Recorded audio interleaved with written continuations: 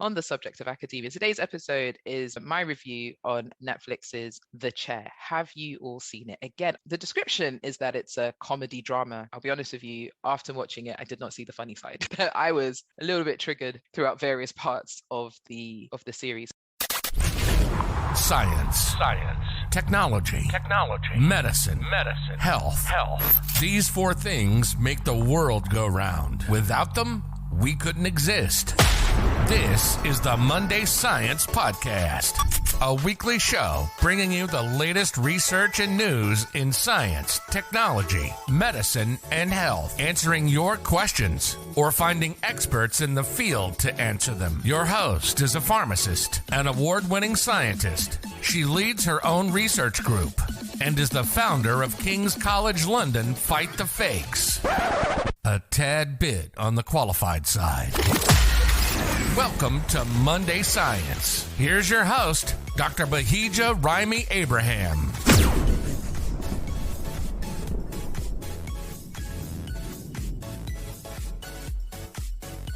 Hello, welcome back to Monday Science. I hope you're having a great start to the day, the week. I've actually just come back from a run. This is not an ad at all. I go through phases of attempting to run. It's not my strength. I used to run athletics when I was younger. I was a sprinter, 100 and 200 meters. That was fun. But when it came to long distance, I was absolutely rubbish. However, over the pandemic, I say over the pandemic like it's over. Last year, that's the better way of putting it. Last year, I started running a lot more and trying to be consistent. Apologies if this is a breathy episode because I am trying to recover. I did too much. I just want to say thank you to all of you for listening, for engaging with the content, whether it's also a follow-up via our social media platforms or sending in emails and sending in your questions as well. Just wanting to say thank you. Really appreciate it. I'm still in awe every time I see that people have listened. I just really want to say thank you. I want to give you guys a heads up about the pharmaceutical conference. It's by the Academy of Pharmaceutical Sciences. I didn't announce it on the podcast, I don't think, but I became a board member of the Academy of Pharmaceutical Sciences, referred to as the APS. The APS is a UK-based professional body for pharmaceutical scientists, and it represents individuals and organizations from across the globe throughout their development in the delivery of excellence in pharmaceutical science, in the pharmaceutical science sector. The conference called the PharmSci. I actually went to the first ever one during my PhD. It was really, really, really good. It was in Nottingham, actually. But because of the current situation, this year's conference is virtual and we refer to it as the PharmSci. And this is a key event in the APS calendar. If I have the website on hand to tell you what it is, you could go to the website www.sgb.co.uk. You sign up and find out more. It is also open to non-pharmaceutical scientists. My group, the Raimi Abraham group, we have a few posters that we'll be showcasing and presenting our work at the APS conference. We've got projects on making nanoparticles, silver nanoparticles from plants. It's called green synthesis. And that's going to be work presented by my PhD researcher and one of our MSc students as well. And the aim why we're interested in these nanoparticles is to look and see if they have antimicrobial properties and if we can, I don't want to say play around, but if we can play around with them and see if they can have some additional finality where they'll be able to diagnose an infection and treat at the same time. That's the long-term aim of that project. Then I'll have another MSc project that would be highlighted. This is 3D printing of QR codes. And this is under the bracket of work where I'm interested in fake medicines and looking to see the different approaches that we can explore to address the issue of fake medicine. With the 3D printing of QR codes, QR stands for quick response. I did not know that until I did this project. You just casually say QR codes. But anyway, why 3D printing of QR codes? Well, the idea is that if we can play around with the different materials that we explored and also perfecting the printed product, this could be used in packaging. It's a pilot study. Let's see what happens. On to the news this week. Now, this is an interesting one. I got this from my favorite website, Retraction Watch. I have to say, recent events have happened where I have greater sympathy for people who have to retract their papers. I came across this article where it says a guest editor has had to retract a dozen of inappropriate papers because his email was hacked. The email in question was a non-institutional email that he often used for editorial work. The initial submissions were okay, but then the journal began to publish papers that had nothing to do with what he had intended for the special issue. Once he realized that his email was hacked, he implemented like the two-factor authentication and suspended the account, and is now working with the main editor of the journal and the publisher to retract the papers that were off. In the article, Retraction Watch said that this is the 5th time that they've been aware that a journal has been scammed by impersonators, and it actually has a category on its own in their database. What would motivate somebody to impersonate? As Retraction Watch highlighted, what motivates the impersonators is unclear, because I'm not quite sure. They suggest that maybe it will ensure that their friends, oh, this is interesting. There's an interesting angle that Retraction Watch had. I assumed the impersonators would be, I don't know, random people that like hacking for fun and think that a journal would be a good place to hack. I don't know. But the Retraction Watch article says that they're not sure who the impersonators are, but those people could be ensuring that their friends and colleagues have papers that are accepted, and maybe they cite them. The impersonators and the hackers are maybe other academics because they want to get their papers accepted and published. I mean, that is not that serious. I just think if you're getting to the stage in your career where you're asking somebody to hack a journal or a publishing house or whatever in the hope that your papers would be accepted, or like you find a way to manipulate your papers being cited, I think it's time to leave. I think at that point it's time to leave the profession. It's never that serious. I didn't even think of it as an angle. On the subject of academia, today's episode is my review on Netflix's The Chair. Have you all seen it? Again, the description is that it's a comedy drama. I'll be honest with you, after watching it, I did not see the funny side.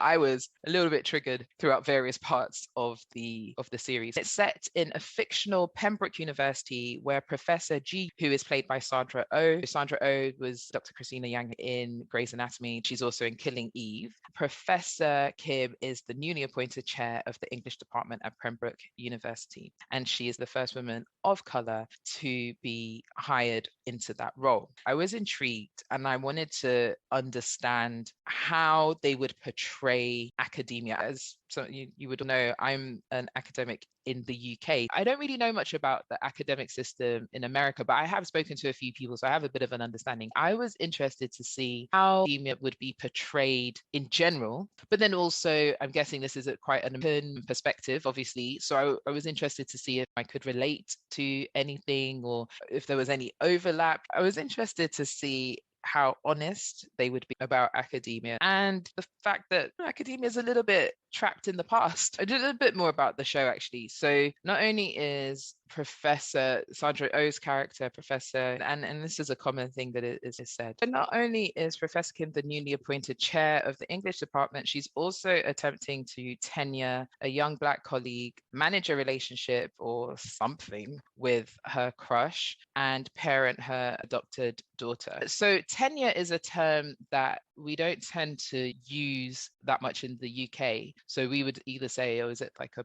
fixed term or permanent contract? But from my understanding, and my American listeners, please feel free to clarify. Tenured means that it's a permanent job. In the UK, we would have the track to get to become an academic in most cases is you do a PhD. In some fields, they do a postdoc. In some fields, they don't. Some people can jump straight into a lectureship. Also, please note, you can actually become a lecturer from a professional end without needing to do a PhD. So you have the situation where somebody does their postdoc, let's say, and then postdoc is 2 years contract, 1 year contract. Worse still is when it's 3-month contract. In most cases in the UK, at least from my understanding, and I'm hoping I'm not giving a skewed perspective, but you can have your lecture most of the time is permanent. So when you get a job, and this is in the UK, you get your lectureship is permanent. There are fixed term lectureships, 2-3 years, or maybe like maternity cover. But in most cases in the UK, when a lectureship is advertised, it's a permanent position, lifelong. Whereas in America, from what I've understood, they can start their lectureship. But just to highlight also, in the UK, we have the orders is lecturer, senior lecturer, reader, and then professor. Hey there, listener. Do you have something to say? then you're already a podcaster. You just don't know it yet. Whether you love to shoot the breeze with friends, have an urge to share your passions with the world, or even want to grow your business, you've got something worth saying with a podcast. With Acast, it couldn't be easier to start your own show, launch, grow, and make money from your podcast across all listening platforms. If you have something to say, you're a podcaster. Head over to acast.com to get started for free. America, it's assistant professor, which is the same as lecturer, associate professor, which is the same as senior lecturer, and then professor. In America, you start off as an assistant professor, but then it's the aim to get tenured. And a tenured professor is somebody who is permanently employed at the university. This concept of being tenured is tied to academic freedom, security of tenure allows professors to research and teach any topic. In the series, the chair, Professor Kim, is trying to tenure a young Black colleague who is Dr. McKay. It's going to be interesting to delve deep. There are lots of things to unpack in this whole series. One, I'm not going to talk about dating. I'm not going to talk about the dating, managing relationships. I'm not going to talk about that. There are 4 key things I'd like to unpack. Well, we'll go with the flow of it, but there are 4 key things I felt. Firstly, is the show realistic? Secondly, does it highlight the issues around racism, sexism, ageism as well in academia? And then lastly, just David Duchovny, really. I think that's just, he deserves a separate category of his own. Was it really? Yeah, I think it was. As I said, I didn't see it as a comedy. I do feel that it was realistic. There were things that highlighted the challenges around work-life balance. Academia can be all-consuming. Please note, I'm not trying to make this an episode that's bashing academia, especially as I'm still here. So it's not about that. Every job has challenges around work-life balance. Not every job, most jobs. It's just interesting highlighting. I mean, I'm not a chair. So a chair, somebody who's a chair is professor. They've gone through those different ranks that I mentioned. So whether it's lecturer, assistant professor, senior lecturer, associate professor, reader, and then professor. So a chair, I don't know why they call them a chair. I should have probably read that up. Chair is a professor. I don't have that experience. Being a chair, being a professor, there's also an expectation of managerial stability. Obviously, with this character being the chair of the department, so they're running the department. Work-life balance challenges that were highlighted in the show. I can't relate specifically because I'm chair, but I can definitely understand those challenges. It can be quite all-consuming when you're trying to get your research. And one thing people don't realize is it's quite hard to switch off research.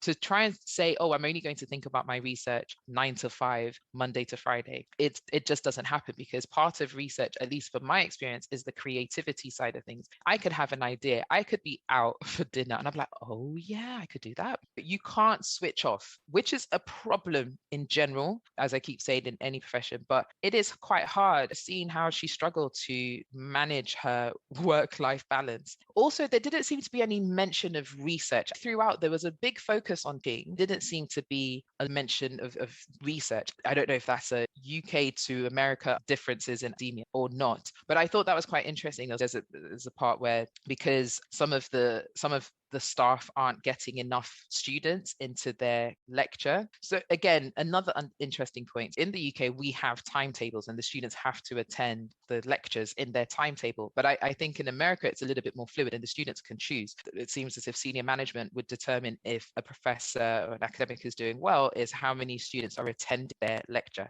because it's up to the students. So there's a part in the series where some of the lecturers, and it is actually the older lecturers, they're not necessarily getting a lot of students attending their class, whereas the younger academics seem to be attending their class. And more specifically, Dr. Yaz McKay, who is the Black female professor, she's getting a lot of people coming into her lectures. Professor Kim, that's Sandra Oh's character, has it in mind to pair two academics together. So pair academics together so that those whose classes aren't doing too well would be paired with those who are doing well. And then that should hopefully increase the student numbers and attendance. She only told a few people that she's doing that. So you have a very interesting scenario with Professor Dr. Yaz McKay, as I mentioned, who's the Black female professor, where she's been getting a lot of students coming into her class. But then this other professor, an older white male, who's not been getting students coming into his lecture. They pair them together. Only the Black female professor knows that she's in a way so helping out this other professor. And there's a whole dynamic there that is just, it was very interesting. There's a line that this older professor says that, she's trying to be friends with the students. And when you look at her teaching style, she's not trying to be friends with them. She's just actually teaching on a level, as they say. She's just challenging them to think, but not talking down to them. She's meeting them at their level. And there's a level of mutual respect, which for the older generation is interpreted as she's trying to be friends with them. That's not how you're meant to teach. I found that very interesting. The other thing that came about, and this might sound a little controversial, but they did highlight the power, how do I put this? The power that the students have to affect change. And that was very interesting. And I think that this is something that is across, all academic institutes. And when I say the power of the students, so one of the professors, he did something and the students recorded it. So that's the other thing. Recording in lectures. Recording in lectures. One of the professors in the show did the Heil Hitler, which was in poor taste. That was recorded. Only that part was captioned, became a meme, blew up, and then there were other things as well. And it was just very interesting that the show did highlight how the students had the power to effect a change by coming together and not putting their foot down. But then you saw two sides of it. The student side, which was they're not happy with what had happened or various things that had happened. And then you saw the other side from the academic standpoint where they're trying to manage the situation and trying to, in some cases, do what they felt they needed to do just to make the students happy, as opposed to solving the problem. Watching the series was very interesting because there was an undertone. They didn't directly mention it, but there was this issue around the ceiling, the glass ceiling, particularly for female academics, but more specifically for Black female academics. And that sort of touched home for me just watching that play out. The actress who played Dr. Yasmin Kay is Nana Mensah. The acting in all of this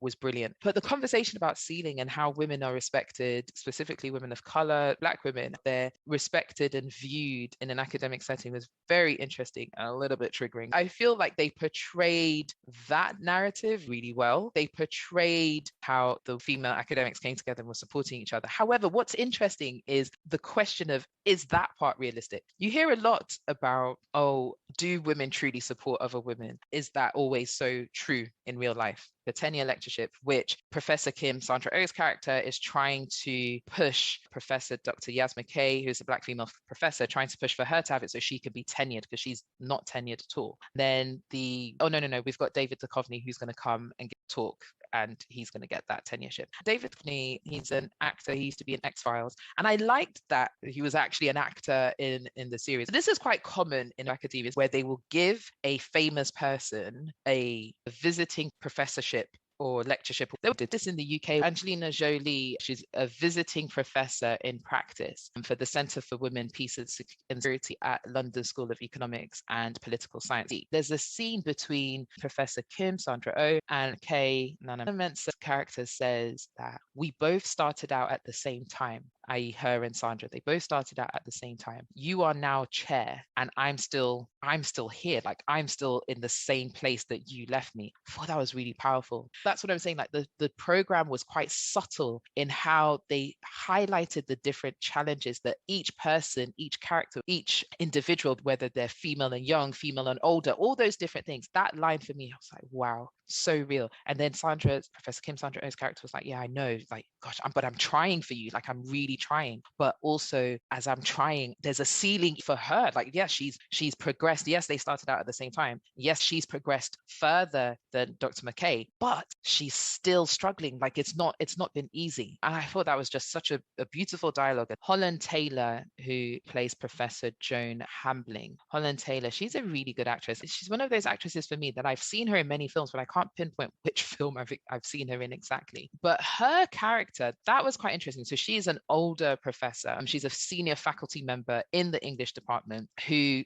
starts to get frustrated because her office is in the basement. There are other reasons why she's frustrated. I don't know if people noticed, those who'd watched it, there were some subtle things that she was saying, highlighting academia from a different generation. There were lots of hints about sexual inappropriate behavior from the male professors. She talks about things that she had experienced from some of the male colleagues, things that she did that was based off the promise of maybe a promotion and things like that. What I found really good about the series. I felt that the dialogue was realistic because those are the kind of the conversations that we were privy to observe and watch. That is how conversations would be in real life. And that there is no surprise if somebody says X, Y, and Z, because it's like, oh yeah, that can happen. Did I enjoy it? Yeah. Would I say it's a comedy? No, because it felt like life. No, it was good. I strongly recommend it. And I feel like those in academia would enjoy it and relate to it. I don't want people to watch it and be put off by academia, but I felt it was an accurate representation. The only part for me that was a bit weird was just the lack of conversation about research. I would recommend it. I did feel it was short. Let's look and see what other reviews said. So Rotten Tomatoes, they said, the chair is too short to achieve all of its ambitions, but spot on observations about academia, and a sturdy ensemble led by an empathetic and hilarious performance from Sandra ensures it's never less than watchable. There's one by Time magazine where they said the chair is a pretty accurate portrayal of what it's